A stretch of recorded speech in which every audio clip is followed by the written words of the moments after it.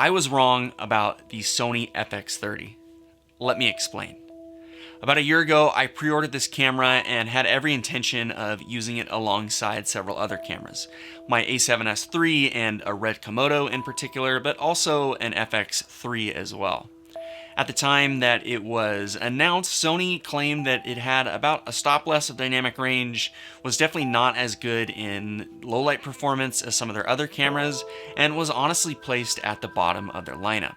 And so I looked at this camera and said, well, it's just a B camera. And let me tell you, I'm so glad that I was wrong.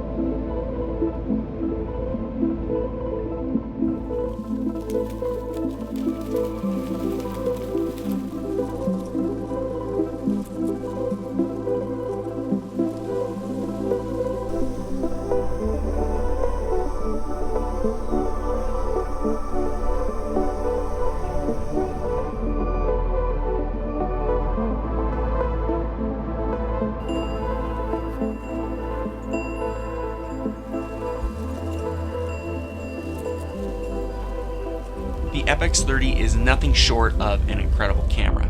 I think it's one of the best bang for buck cameras on the market right now. And while the image quality might be a hair shy of the Fx3, that camera was just used to film an $80 million Hollywood blockbuster.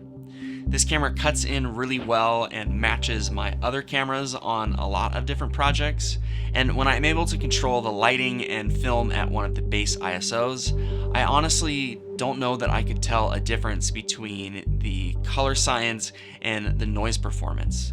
The image quality is just incredible. Maybe it's the fact that the Super 35 sensor on this camera matches my red Komodo, or the fact that the audio top handle on this thing is incredibly convenient.